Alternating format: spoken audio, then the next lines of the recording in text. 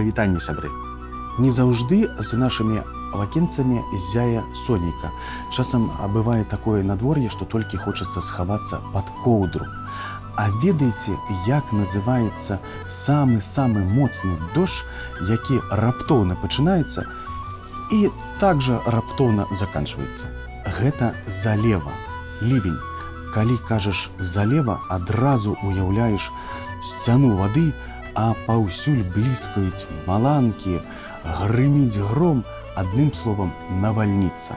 Але ж не забывайцеся на тое, што ў надвор'і, як і ў нашым з вамі жыцці, усё проста, за чорнай паласой ідзе белае.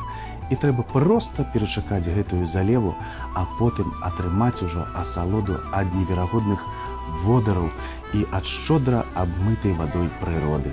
Жыццё наша часам зусім непрадказальнае, таму давайце кожны дзень ва ўсім шукаць прыгожае, добрае і цікавае, нават у залеве. Да сустрэчы, сябры!